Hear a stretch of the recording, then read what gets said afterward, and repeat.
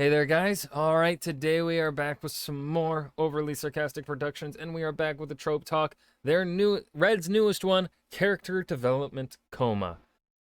No clue what the fuck this means. I read the description in which she kind of explains it a little. Still don't quite grasp what she is meaning with this, so I don't know how much I'm gonna be able to speak on during this. I don't give my characters comas. I don't think. Um. Like unless we count like I've done the whole Bilbo Baggins during the Battle of the Five Armies in the Hobbit book when he gets like knocked out and he misses out in the entire battle so that J.R.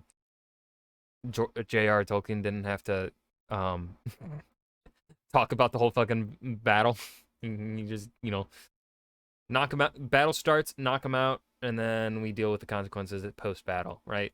um Unless we count that as a character development coma, I do that. I've done that before. Um, just because you kind of want to do that because you want to avoid repetition in some places, and it's an easy way to do it. And it's also a good way of making your character kind of vulnerable by knocking them out in that way. Because it shows that they're not invulnerable in one aspect. Probably there are so many things you can do with it. But yeah, I don't quite know what we're going with this. So before we dive in, make sure you go and check out the links in the description box below. I would love if you join the Discord and follow me over at Twitch. Let's go ahead and dive right in. Blah blah blah blah. There's nothing better than a dream. In fiction, anyway. In reality, there's a lot of great stuff out there that's much better at being internally consistent, or making sense, or having a direct, tangible impact on reality, but in fiction, there are very few things more versatile and convenient for a writer than knocking a character unconscious. There's no end to the problems it can solve. If you want to get a character from point A to point B without all the Okay, so she is being very broad. She is okay. intervening logistics and rigmarole, try the patented Alighieri maneuver. Just knock the character out and have them wait. Yeah.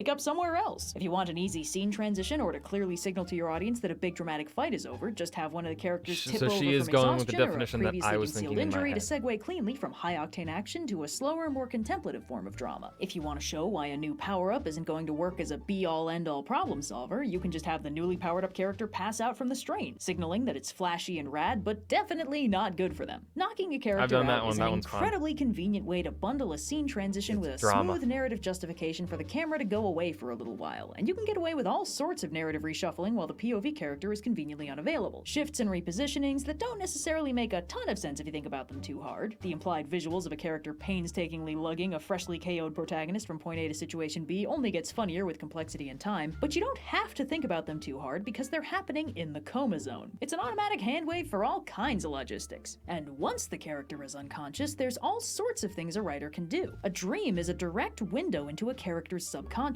which is a goldmine from a development standpoint. But dreams can also be the setting for a non-status quo breaking adventure, safely compartmentalized from real-world rules or consequences. In fantastical settings, it can hide a telepathic communication from another character, or any sort of psychic info dump that might otherwise be difficult to get them to learn. When a character is... Alright. This is actually a thing I use a lot.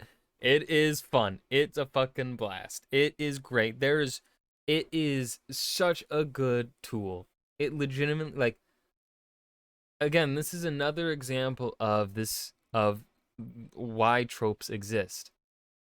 Tropes are tropes because they work. They would not be a trope if they did not work. Well, yes, because what we see over time, right, in the development and progression of our culture and whatnot, what we see is certain tropes are going to fall out of favor, and then they may become even perceived as negative, right? Like fridging, that is a negative trope, though, of course, in that episode, right? The definition, you could, it depends on how it is done. You can fridge a character and not have it truly feel like fridging. But like, you don't want to do that to like a female character because that is something that historically has been done too much and people don't want to see it anymore, right? So you got to be like, it's one of those situations where you got to like think of how you're doing things and how it's going to be perceived. This is just another example of, this is a trope that Has so many utilities to it. It's a trope because it's good. Dreaming, they might remember revelatory parts of their past that the audience hasn't been privy to yet, or in a nightmare they can experience all kinds of wild or horrifying things that would be impossible in the reality of canon because they'd have inevitable long-term consequences. The power of dreams in fiction is almost absolute, which is why the surprise it was all a dream ending is such a cop-out, and why the main character was in a coma all along theories are pretty much meaningless because it's universally applicable to all fiction. Dreams are powerful things, but they're also inherently less meaningful than almost any other aspect of storytelling, so painting the entire story with dream brush has a tendency to dramatically reduce its impact, whereas peppering in occasional just don't do that. Like, I use dreams or visions and things like that as a part of the character. Like, they are things that can affect the real world, the real fictional world that the story is set in, but they do not, like, they can affect a character's mood. Perhaps they could even kill them, but I'm never going to do the whole thing was a dream story. No, that's just that immediately ruins readability 99% of the time. Yes, you could write a story, and if you write it well and you plot it out well and you leave hints in there, it could come across good, but for the most part, it's going to ruin rereadability because, we're not going to believe the stakes on a reread, right? Right, we're going to reread and we're going to be like, oh, you're going to think negatively on it. You're like, wow, I believed there was a genuine threat with this situation or whatever, but it's just a dream. So, right? Dreams add some flexible subplot fun to the adventure without undercutting the stability of the scaffolding itself. And there's an innate drama to the simple act of a character losing consciousness. Aside from being generally a bad thing, unless they're literally just going to sleep for the night, if they're among friends, those friends are liable to take care of them, possibly with bonus medical drama if necessary. And nothing makes characters chattier about their deep-seated and carefully concealed feelings like talking them out to someone who is for sure too asleep to hear them. Season? And if the character is among bad guys, they're likely to wake up captured somewhere, possibly even full-on damseled. In short, writers have all sorts of reasons to potentially want to clock a protagonist on the head and send him off to Sleepy Time Junction, and one such reason is to put them in a character development coma. A character development coma is a character is knocked out for a prolonged period, and in their dreams they experience character development. The dream serves as a tailor-made backdrop that helps motivate and guide their arc as they confront inner demons, work through problems, and or make key decisions. In simple terms, when a character gets knocked out into a prolonged dream sequence of some kind, and in that dream sequence they undergo character development. They work through some lingering issue, or conquer some fear, or negotiate a truce with their superpowered evil side, or otherwise solve an internal problem that was being a nuisance. When they wake up, refreshed and ready, they've resolved this issue without any outside help, and have undergone their character development conveniently insulated from any characters that might have complicated the process. Character development comas can be large or small, positive or negative. Sometimes the character just has a symbolically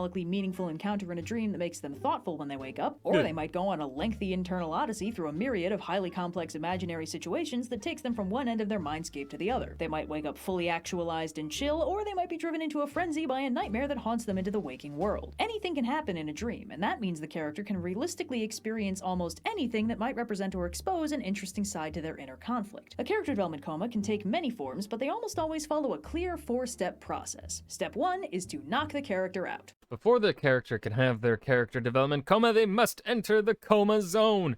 Usually has minimal impact on the arc of the dream, but if the KO is notably traumatic, it can inform and shape the challenges. This can be achieved in many ways. Injury, illness, poison, possession, overtaxing superpowers, sheer exhaustion, getting clocked on the head by a bad guy. Frankly, it's amazing these guys are ever awake, considering the myriad ways they can be knocked into the easy writing zone. The circumstances of this are broadly irrelevant to the character development coma, but writing convention generally restricts this to a scenario where the character is either alone or among friends and allies. Getting knocked out and grabbed by bad guys tends to segue into a different set of subplots, and the KO'd character doesn't generally get to dream much in the process. Step 2 is to get inside their head.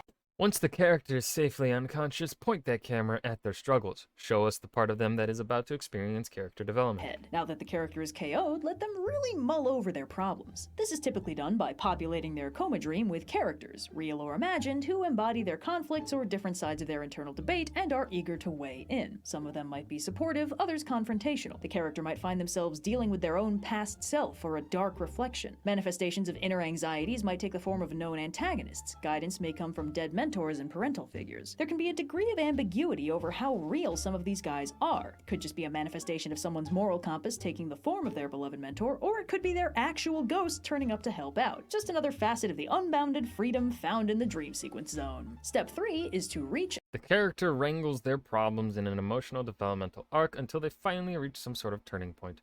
Congratulations, you have character developed. A conclusion. The character development coma ends when the character has some sort of change of heart, and it's important to note that this change is not always good. The character must wake up with a different attitude than the one they passed out in, but that isn't always a revelation about their character arc or a new understanding of an uncontrollable superpower or a recognition of a fear or something. Sometimes it's something dubious, like a bad coping mechanism, or a character tormented by nightmares concluding that they have to protect their friends by doing everything alone or doing something really morally questionable or stuff like that. But correct or not, these guys reach some sort of internal turning point, and that takes them to step 4, waking them up. The character, having completed their mandatory time off, re-enters the land of real plot developments and physical consequences, now with a newly recalibrated perspective on life and their place in it. They almost never have trouble waking up when they've solved the internal issue, by the way. The coma is basically cosmetic and goes away on its own once they're suitably resolved. They've solved some internal problem, or realized something important, or gotten a pep talk from a ghost, and they have officially undergone character development while safely partitioned away from the real story. Now, this trope is unbelievably useful, and it's very convenient in a lot of ways. When a character is struggling internally, it can be difficult to clearly show this to the audience while keeping them in character. Most characters are not going to be willing or able to give a comprehensive blow-by-blow of their exact internal conflicts or the thought process underlying it, no matter how well the writer understands it. The average character is unlikely to talk like they're trying to get a good grade in therapy, and the problem is only worsened when other characters join in the dynamic. The conflicted character's allies might have their own insights into what's going on with them, and those can be interesting and revelatory in their own right, but especially when a character is in turmoil, their communication with other characters is liable to become conflict unusually quickly. When a character is upset and unsure, they might be more quick to anger than usual, or even worse at figuring out how they're feeling and why, which means even well-meaning and potentially revelatory conversations could kick off a communications breakdown and lead to some spicy character drama, but not the desired outcome of getting the character through their character development in a way that's clear and comprehensible to the audience. One way to work around this is to take a direct peek into their headspace and thought process, which is difficult to pull off outside of prose writing. Not impossible, just not what most visual media is designed for. Prose writing lets the writer directly state what a character is thinking and feeling with a level of fidelity that basically no other art form can match. And unless you want to let the character vocally narrate their innermost thoughts, there are very few ways to show don't tell the exact complexities of what a character is thinking. You can usually get across what they're feeling, depending on the acting and visual execution involved, but the audience usually needs to do some analytical work to extrapolate why they're feeling that way and what exactly they might be dealing with on the inside. A dream sequence is one way to visually portray a character's internal mindset very clearly and unsubtly. If a character is grappling with an existential fear, you can just show them dealing with that fear. If they're stressed or angry or worried, they can have that conversation with a dream character a lot more easily and painlessly than they would a real one. But this powerful tool has the caveat that it only makes sense if the character is dreaming. Most stories won't segue into imagined spots without warning and usually restrict themselves to showing what is literally physically happening, with only minor symbolic alterations and augmentations. Full-blown imagined unrealities tend to be clearly partitioned away from the actual events of the story to avoid confusing the audience, and that means a dream sequence can't just be pulled out of nowhere for a zero-effort peek into a character's inner world. But the good news is most people need to sleep regularly, which means the writer has a golden opportunity to check in on how the character is thinking and feeling in a clear visual representation roughly once a day. It's clean, it's convenient, and it's a lot clearer for the audience than any number of spicy character arguments would be. An external problem we expect to be solved externally, with a camera pointed at the characters involved and how they interact with the problem and with each other. An internal problem makes sense that we'd want to point the camera inside. Now, character development comas do come in a few different varieties depending on the character and the type of development. The most mundane version is simply to be chewed out by the subconscious, a dream with no deeper underlying reality where the character simply deals with manifestations of their internal fears and pains. This kind of character development coma can happen to anyone with no supernatural factors required, but it can still be very meaningful to get a direct look at what exactly has been stressing this character out. They usually confront their problem directly and wake up better and happier for it. Or in some cases, they wake up freaked out and upset from the nightmare and more inclined to do something dumb, which is also a form of character development. One step up the supernatural scale is the coma.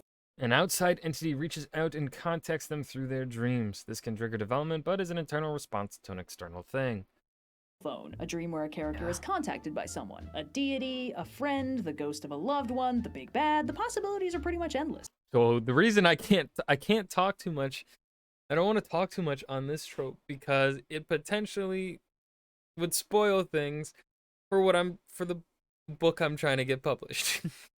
So the purpose of this character development coma is to give them new information it would otherwise be difficult for them to receive. It's a little shaky on the character development side of things, since broadly it's an entirely external shift, but the character that wakes up with the new information will also likely wake up with some new driving purpose or the oomph of a pep talk from the comaphone buddy, so it still fits the broad shape of the trope. In more contentious scenarios, we might get a battle in the center of the mind, where the character's coma involves literally throwing hands with something or someone that's invaded their mindscape. This version is most commonly found in cases where the character is being literally possessed or something, but it can also happen if the character is fighting some kind of existential or physical battle. For instance, if they're sick or poisoned or grievously injured, the local hero might say something like, "We've done all we can, now the rest is up to them," and it'll cut to the inside of their head where they're punching their dark reflection or a copy of the bad guy or a metaphorical representation of death or whatever, with the implication that if they win, they get to wake up. This can be a metaphorical representation of an inner conflict in a more visually interesting form, or it can be a literal metaphysical conflict with some inner darkness or invading force. This allows the writer to choreograph a potentially completely impossible fight scene in the theater of the mind, which is a rare treat. Also, about,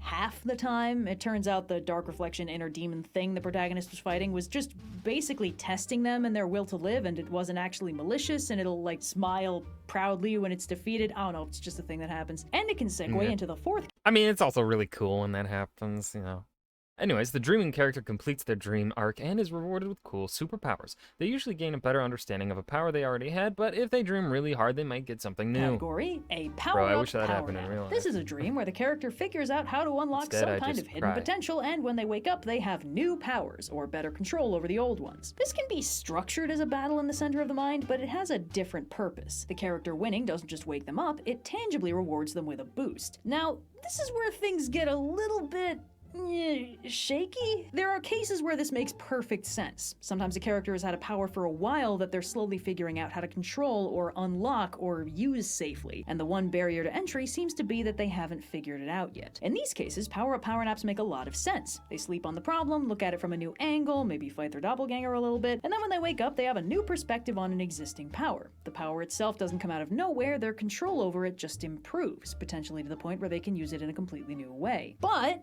sometimes you get stories where a character goes to sleep, has some symbolic dreams, and wakes up with an entirely new power, and no real explanation for how it got there. Now, the reason this gets a little shaky is because it feels like it makes sense in the moment. A character development coma can be a very fraught process. The character goes through a lot of internal conflict and suffering. It feels like an arc. It kind of is an arc, but it's not an arc that's happening in the real world. So when we see a character struggle and fight for something and be rewarded by the story with some kind of power-up, it fits a structure of storytelling we're accustomed to, and we can lose track of the fact that we don't actually know how it happened, or why other characters can't just take a nap and wake up with superpowers, The character development coma is essentially a character development speedrun. Within the safe boundaries of a dream, the character can sleep their way through a number of revelation milestones, have a moment of self-actualization against a completely hallucinatory threat, and wake up with a greater understanding of themselves and potentially new skills and abilities without having had to play all that out in real time or with their allies around to potentially contribute or muck it up. They might be visited by an empowering entity or a friendly ghost or like a psychic emanation of the bad guy or some other problem. They play out an internal plotline front to back that can be very fun to watch, but because it is all a dream, the impact it can plausibly have on the plot around it is limited to the scope of just the character having the dream. And when those developments are limited to the character feeling better, thinking some things through, or deciding something they hadn't made their mind up over, that's very easy to justify. But it's easy to get caught up in it. A dream sequence has near infinite possibility, and a character can undergo a very compelling solo arc in there. there. But if all their problems get solved in the coma zone, that can in some ways deprive the writer and the audience of seeing those problems get solved in the real story, where there are actual stakes and other characters they could be interacting with. For all my talk about how efficient it can be to speed through a character arc in a dream sequence, a lot of stories are not built for efficiency, and sometimes half the fun of the character arc is exactly how long it takes. And it can be fun to let a character work through a bunch of stuff internally, then turn around and have to apply that development to a more complicated and potential. When it comes to character development, efficiency is not the goal. Because humans, with our own personal traumatic development, like developing from and healing from our past traumas, and growing as people, they are not linear things, therefore they should not be treated as, efficiently, right? We do not heal efficiently. We're very bad at healing our mentality, I feel like. That's my personal point of view on it. We're very bad at it. What happens sometimes when you go through traumatic events is that your brain will then become comfortable within those situations and actually get anxiety when they start being around healthy relationships, right? If you are so used to an abusive relationship, your brain is actually so geared to that sort of survival mode, that defense that you build up, that just way of living, that it's actually, your brain tricks you into feeling safer in the moment within an abusive relationship instead of within perhaps the healthy relationships, because you're just not used to it. Character development should not be looked at as in terms of the efficiency of dealing with it.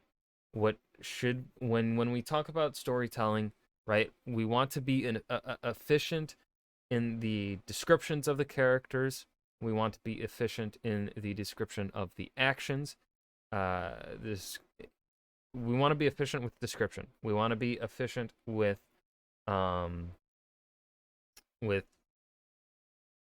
like almost everything outside of character development. I can't think of anything off the top of my head that needs to not be efficient. Character development needs to not be efficient. Of course, right, when I say, I'm not saying, you want your characters to have, maybe a day where they take a step forward. And then the next day, maybe they take 2 steps back. But then the day after that, they take 5 steps forward or something, right? You still want a gradual progression in some direction, right? Azula throughout the series continuously gets more and more deranged, right? Now, of course, she has a couple of moments like here in season 2 where perhaps there is a glimmer of hope, specifically when she is around Zuko. Perhaps Zuko could maybe bring something out. Zuko then, of course, has his own character development where it's gradually going up, but then when he's with Azula, there's a glimmer of fear where it's gonna go down now, right? Right, that's what I mean by inefficient character development. They are going forward they're going forward, sometimes they go back, right?